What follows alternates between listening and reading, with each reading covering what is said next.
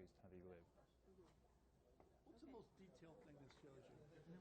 And we lifted the top off so we could actually get a better idea of what the condition is before we start treatment on the mummy itself. 1, 2, 3, slowly. All right, there we go.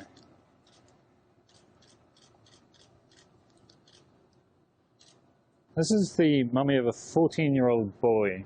We think it dates to about 2,500 years ago, so a little over 500 BC.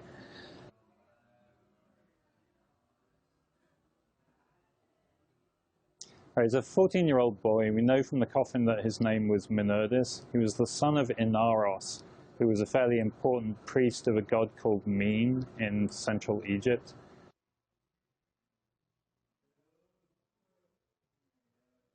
People think mummies are kind of big and brutal and tough, but they're actually really, really fragile. So even kind of a small quantity of inappropriate handling can do a great deal of damage.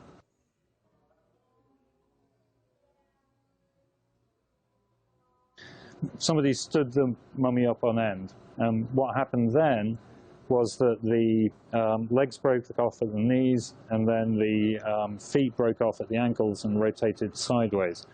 So that's the majority of the damage, I think, that we're seeing here. The mummy slid all the way down the coffin.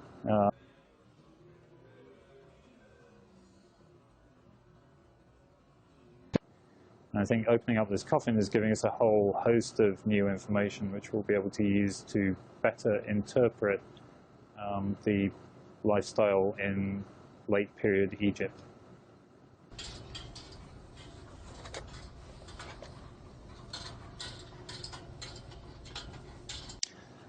The story that everybody knows about mummies is that they take your brain out through the nose, they take your organs out, they put them in canopic jars, and they put the jars with the mummy.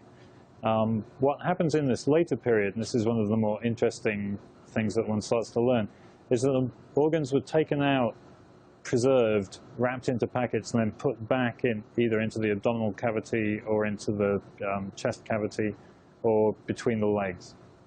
We actually start to open it up to try and figure out exactly what it is that we're going to do once we get in there.